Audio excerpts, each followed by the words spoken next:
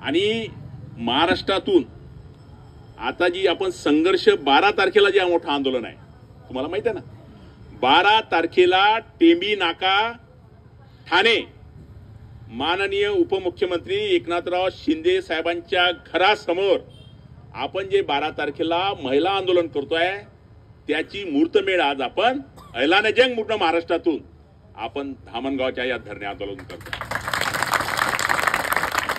म्हणजे आमची सर्व मंडळी ठाण्यात मुंबईत पोहोचली आहे 4 दिवसापासून आणि 4 दिवसापासून ते सर्व परमिशनसाठी घेऊन झाले, पण सरकार म्हणजे गेंड्याच्या कातडीत सरकार आम्हाला अजूनपर्यंत परवानगी देत नाही, ही वस्तुस्थिती तुम्हाला सांगतो।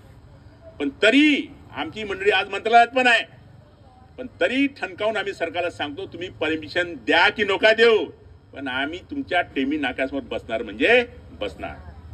कारण त्याचं कारणच आहे आता करो या मरो 6 महिन्याचं चॉकलेटी आश्वासन निवडणुकीपूर्वी सरकारनं दिलं, लाडक्या बहिणींना दिलं, लाडक्या भावांना दिलं, आणि हे देणारा कोण आहे तर त्यावेळेचे तत्कालीन मुख्यमंत्री आपला मामा एकनाथराव शिंदे।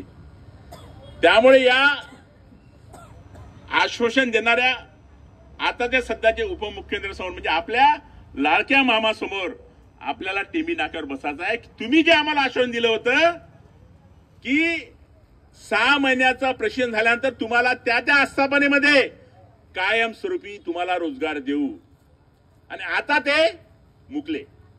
म्हणजे त्यांना म्हणायचं आहे या सरकारला, मुख्यमंत्र्याला, 2 उपमुख्यमंत्र्याला आणि आपला जो कौशल्य विकास मंत्री आहे, जो बिल्डर आहे, ज्याला सरकारशी काही देणं नाही, मंगल प्रभात लोढा म्हणून निस्तेज मंत्री, या त्यांना सर्वांना सांगायचं आहे ये आपकी कुर्सी तो है जनाजा नहीं, अगर काम नहीं कर सकते तो कुर्सी से उतर जाओ, अशी परिस्थिती आपल्याला म्हणायची वेळ आलेली आहे।